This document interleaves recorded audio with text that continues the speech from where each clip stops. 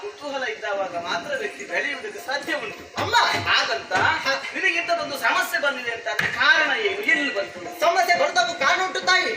ಆ ಸಮಸ್ಯೆಯನ್ನು ಹೊತ್ತು ಇದ್ದ ಯಾಕೆ ಎಲ್ಲ ತಿಳಿದವರು ನೀವು. ಅದಕ್ಕೆ ಉತ್ತರ ಕೊಡುವುದಕ್ಕೆ ನಾನೇ ತಿಳಿಯದಂತ ಇದ್ದವರಿಗೆ ತಿಳಿಸಿ ಹೇಳುವುದು ತಿಳಿದವರ ಕರ್ತವ್ಯ ಎಲ್ಲ ತಾಯಿ.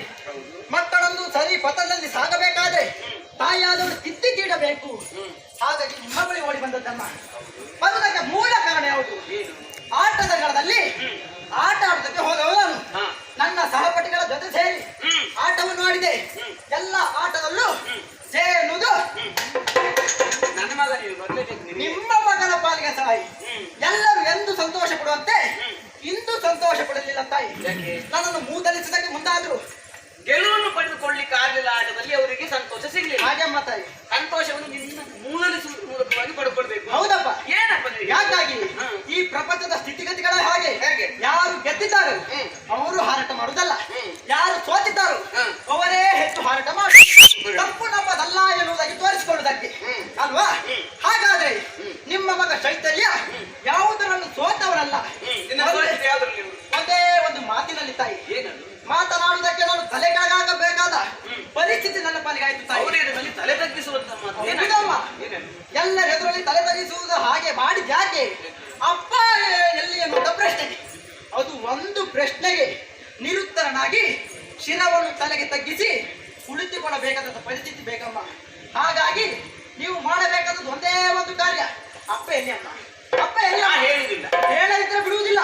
ತನ್ನ ಕೊಳ್ಳದ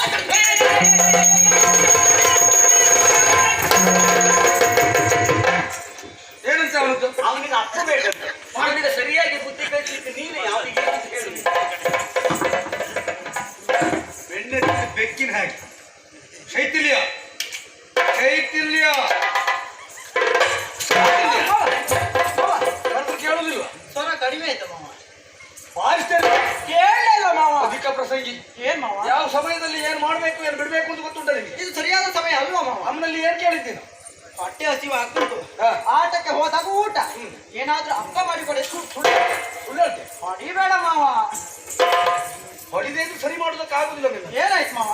ಅದಲ್ಲದೆ ಇದ್ರೆ ಹಾ, ಅಧಿಕ ಪ್ರಸಂಗ ಎಷ್ಟ ಅಧಿಕ ಆಯ್ತು ಮಾವ. ಬೇಕಾದದ್ದೇನು ಅಪ್ಪನ ಹೌದು, ತಿನ್ನುವುದಕ್ಕೆ. ಸುಳ್ಳು ಹೇಳಿದ್ರು ಹೊಲ್ಲೆಲ್ಲ ತೆಗಿತೇನೆ ಈಗ. ಸರಿಯಾಗಿ ತಿನ್ನುವುದು ನಿದ್ದೆ ಮಾಡುವುದು ಇಷ್ಟೇ ಅಲ್ವಾ? ಮತ್ತೇನ್ ಕೆಲಸ ಉಂಟು ಮಾವ? ವಿದ್ಯೆ ಹೇಳಿಕೊಟ್ಟಿದ್ದೇನೆ. ಹಾ, ಬಿಲ್ವಿದ್ಯೆ ಎಲ್ಲಿವರೆಗೆ ಬಂತು? ಬಿರಿವಿದ್ದೆ ಹಾ. ಎಲ್ಲ ಗೊತ್ತುಂಟು ಮಾವ. ಕಲಿತು ಬಿಟ್ಟಿದ್ದೇನೆ. ಹಾ? ಕಲ್ತು ಬಿಟ್ಟಿದ್ದೇನೆ.